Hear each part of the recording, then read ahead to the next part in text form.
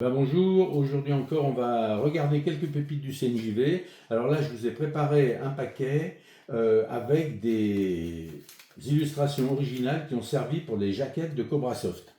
Normalement elles sont évidemment dans un dossier pour les protéger de la lumière parce que c'est ce qui craint. Alors elles sont dans un ordre un peu varié.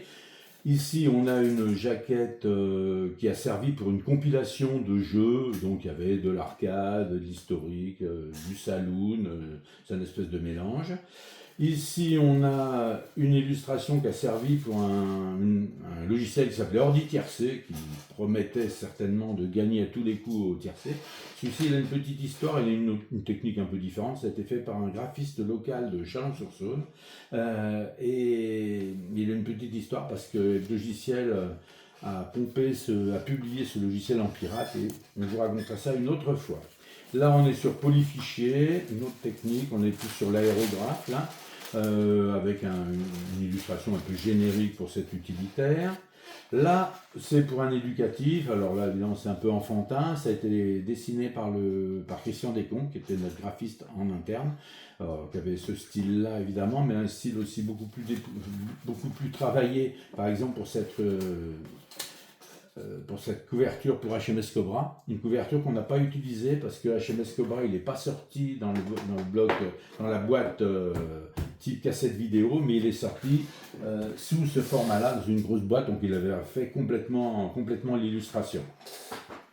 Là, on va changer de technique avec de l'aquarelle. Alors, le support, évidemment, a pas mal morflé, mais c'est de l'aquarelle. Et on voit ici le chromalin, qui a servi à tester les couleurs en photogravure avec une annotation du photograveur, puisqu'en fait, ce film était après intégré dans le film qui servait à l'impression de la jaquette.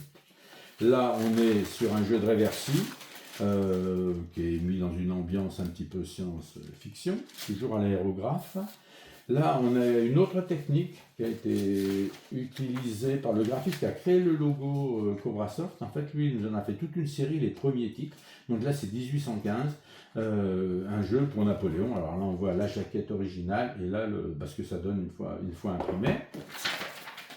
Là, c'est une course de voiture, c'est peut-être la tour infernale, pas la tour infernale, je ne me rappelle plus comment s'appelle le logiciel, peut-être la ville infernale. Voilà. Là, un autre dessin. Alors là, toujours pareil, technique quasiment peinture à l'huile, et c'est pour un jeu d'échecs qui s'appelait Échecs 3.7 sur Thomson. On continue avec, là, pour le coup, une course de voiture dont je ne me rappelle absolument pas ce que ça faisait. On continue avec un autre logiciel. Bon, là, on voit simplement le chromalin, on n'a plus l'édition originale. Je me demande si c'est pas un jeu qui s'appelait Absurdity et qui était sur le sida à une époque où le sida était à peine connu. Et puis là, on va trouver une autre forme de document. C'est des refs envoyés par les graphistes qui nous proposent des illustrations avant de faire la mise au net. Encore un dessin à l'aérographe, et pour finir, on parlait des graphistes, et ben effectivement, on n'avait pas Internet, donc quand ils nous faisaient des propositions, au téléphone, on leur disait, fait plutôt ce style-là, ils nous envoyaient une proposition sous forme de Polaroid. Au moins, on voyait un peu ce que ça pouvait donner en couleur sur du rough, sur du crayonné. Et ensuite, si on était d'accord, là par exemple 1815, manifestement, on lui a demandé de rajouter un petit peu des choses, comme Napoléon, comme le canon, et finalement, il a fait l'illustration qu'on a vue tout à l'heure. Voilà, donc ça, c'est quelques exemples de jaquettes. On en a quelques autres, et on vous montrera ça une autre fois. À la prochaine!